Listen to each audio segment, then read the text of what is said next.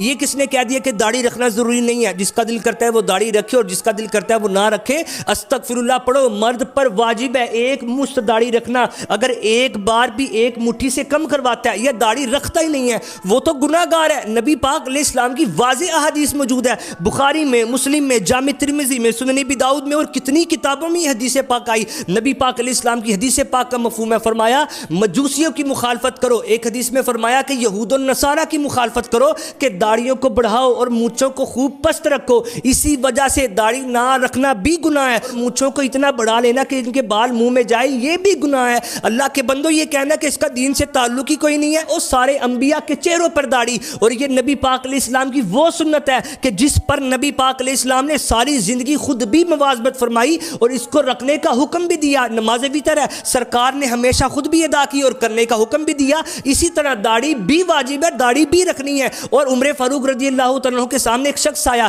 جس کے چہرے پہ داڑھی نہیں تھی، وہ گواہی دینے کے لیے آیا تھا۔ عمر فاروق نے اس کی گواہی رد کر دی، کیوں؟ کیونکہ چہرے پر داڑھی نہیں ہے۔ اب داڑھی کی مقدار کتنی ہونی چاہیے، کیا یہ بھی ثابت ہے؟ جی ہاں، نبی پاک علیہ السلام کے صحابہ اکرام حضرت عبداللہ بن عمر رضی اللہ عنہ، حضرت ابو ہریرہ رضی اللہ عنہ، ان کا یہ عمل مبارک ثابت ہے کہ ایک مشت داڑھی رکھتے، جتنا زائد حصہ ہوتا اسے کتروا دیا کرتے تھے۔ یعنی داڑھی رکھنی ہے یہ سرکار نے فرمایا، اور کتنی رکھنی ہے یہ نبی پاک علیہ السلام کے صحابہ کرام کے عمل سے ثابت ہے۔ اور اس کے علاوہ امت کے اکابرین علماء ان کی کتابیں بھری پڑی ہیں، فتح القدیر، در مختار، بحر الرائق، مرقات، اور کتنی حدیث کی شروحات میں یہ واضح موجود ہے کہ ایک مرد پر واجب ہے وہ داڑھی رکھے۔ ساری امت ایک طرف اور یہ لوگ ایک طرف۔ قرآن پاک میں اللہ پاک فرما رہا ہے جو رسول تمہیں دے وہ لے لو، جس سے منع کرے اس سے باز آ جاؤ۔ اگر سرکار نے تحفہ دیا تو قبول کرو نا، کیوں نہیں رکھتے؟